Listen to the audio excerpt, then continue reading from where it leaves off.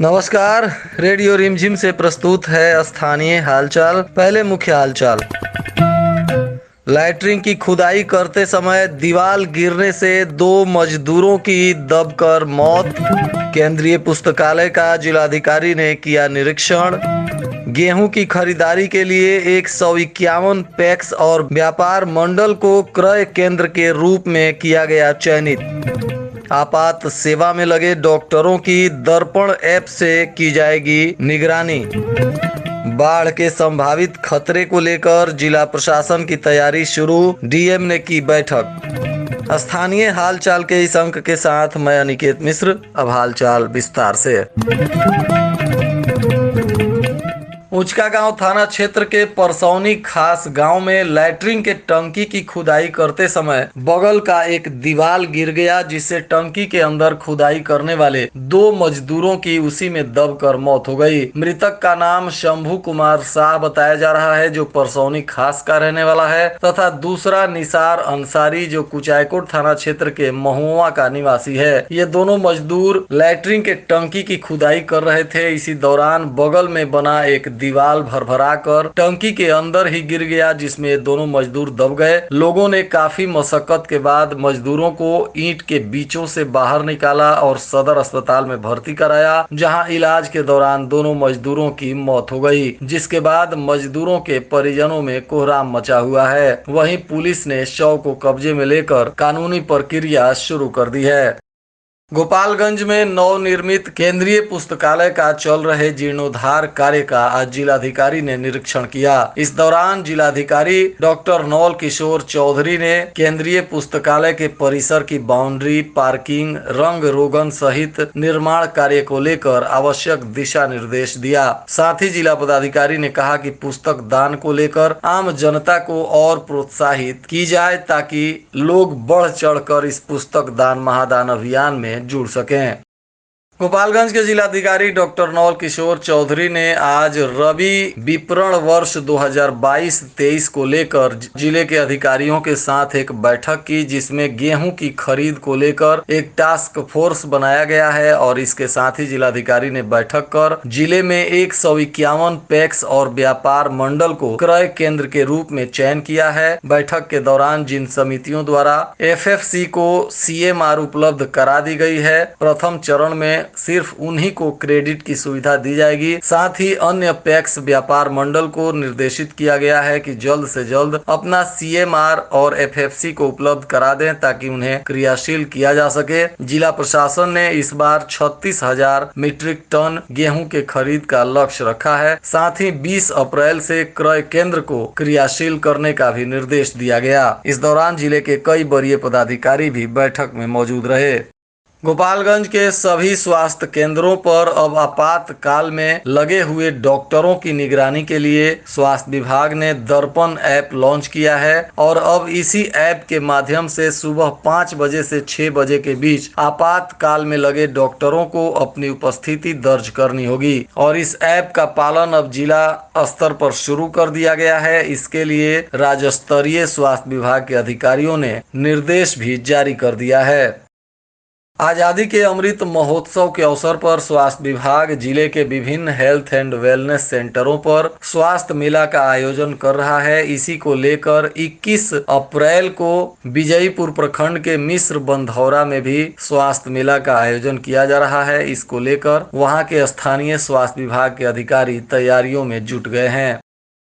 बाढ़ आने से पहले ही जिला प्रशासन अब अलर्ट हो चुका है और बाढ़ नहीं आए, इसके लिए जिला प्रशासन की पूरी टीम लगातार काम कर रही है। जिलाधिकारी डॉक्टर नवल किशोर चौधरी ने आज इसी की तैयारियों को देखते हुए एक बैठक की, जिसमें कई वरीय पदाधिकारी अलग अलग विभागों के तैयारियों को लेकर जिलाधिकारी के साथ बैठे हुए थे। इसमें मानव दवा की उपलब्धता, मोबाइल टीम और मेडिकल कैंप तथा पशु दवा एवं पशु चार्ट की उपलब्धता उपलब्धता, शुद्ध पेयजल की व्यवस्था, सड़कों की मरम्मति, राहत एवं बचाव दल का गठन, सामुदायिक रसोई, पॉलीथीन शीट्स की उपलब्धता, आबादी निष्क्रमण की योजना, नाव मोटर बोट की मरम्मति, वर्षा मापक यंत्रों की मरम्मति एवं वर्षापात आंकड़ों का प्रेषण आश्रय स्थल का निर्माण से संबंधित आज अधिकारियों ने जिलाधिकारी के समक्ष प्रस्तुतिकरण दिया और जिलाधिकारी ने एक तैयारियों की बिंदुवार समीक्षा की और उचित दिशा निर्देश दिया। बैठक में हीरा पाकड़ सारण तटबंध, ग्राम मेहंदिया, खाप मकसूदपुर में बांध मरम्मति कार्यों, छरकियों की मरम्मति एवं पुनर्स्थापन की समीक्षा भी की गई तथा बांध की मरम्मति का हर हाल में 27 अप्रैल तक कार्य पूर्ण करने का भी निर्देश दिया गया। वहीं भोरे प्रखंड के Sisai health and wellness centre पर भी 20 अप्रैल यानी बुधवार को स्वास्थ्य मेला का आयोजन किया जा रहा है, जो सुबह 8 बजे से शाम को 6 बजे तक संचालित होगा।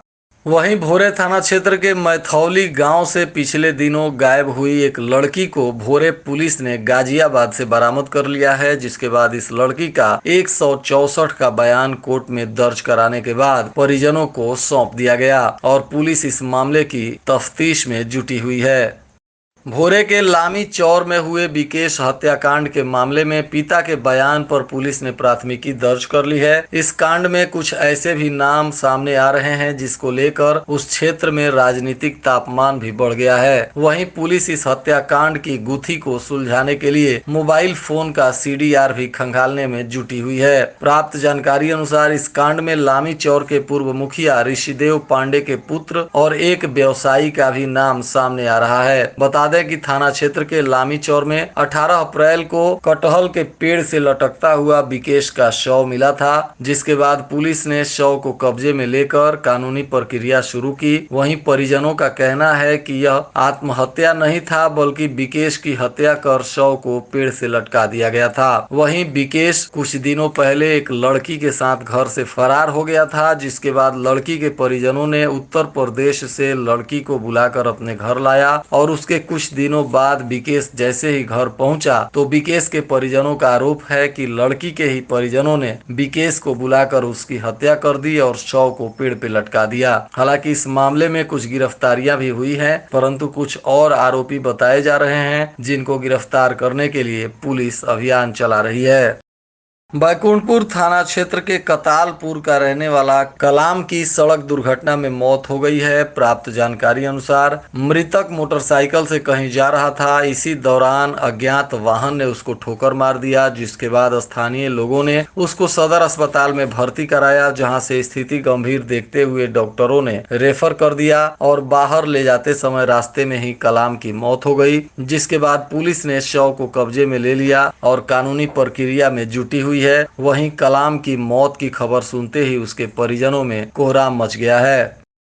अपनी पत्नी को भरण पोषण और भत्ता नहीं देने के मामले में उत्तर प्रदेश की पुलिस ने भोरे थाना क्षेत्र के करमासी गांव में छापेमारी करते हुए संदीप कुमार शाह को गिरफ्तार कर लिया। इस आरोपी पर उसकी पत्नी ने भरण पोषण और भत्ता नहीं देने का आरोप लगाते हुए प्राथमिकी दर्ज कराई थी और इसी मामले में पुलिस ने यह कार्रवाई की है।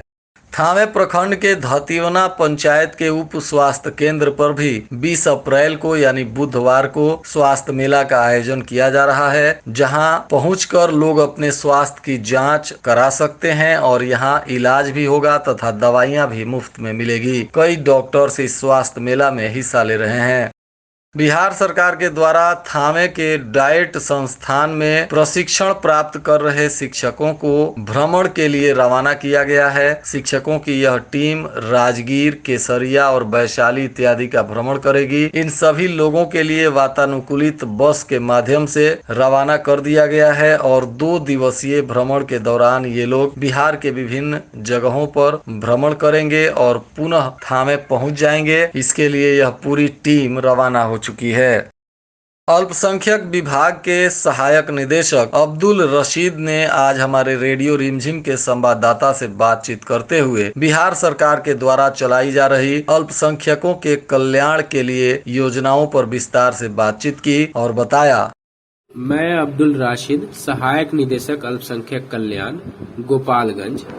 आप सभी लोगों से, जो अल्पसंख्यक मुस्लिम छात्राएं हैं जिन्होंने इंटरमीडिएट 2022 में प्रथम श्रेणी से उत्तीर्णता प्राप्त की है, उनको जिला अल्पसंख्यक कल्याण कार्यालय में सभी आवश्यक कागजात यथा इंटरमीडिएट का मार्कशीट, इंटरमीडिएट का एडमिट कार्ड, आधार सीडेड बैंक अकाउंट की छाया प्रति और एक आवेदन स्व हस्तलिखित, जो सभी कागजातों पे स्व अभिप्रमाणित करते हुए इस कार्यालय में जल्द से जल्द जमा करना सुनिश्चित करें, ताकि समय रहते और आवंटन प्राप्त होते ही हम सभी छात्राओं को उनके खाते में छात्रवृत्ति की राशि हस्तांतरित कर सकें। आप सभी से पुनः एक बार अनुरोध है कि किसी भी तरह की जानकारी प्राप्त करने के लिए जिला अल्पसंख्यक कल्याण कार्यालय गोपालगंज से अविलंब संपर्क किया जा सकता है।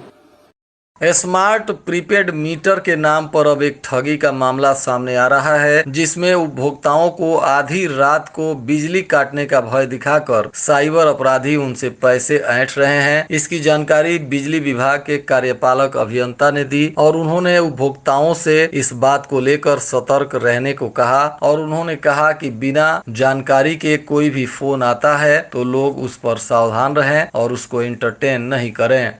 और आज के मौसम का तापमान गोपालगंज में न्यूनतम 24 डिग्री सेल्सियस और अधिकतम 41 डिग्री सेल्सियस रहने की संभावना है।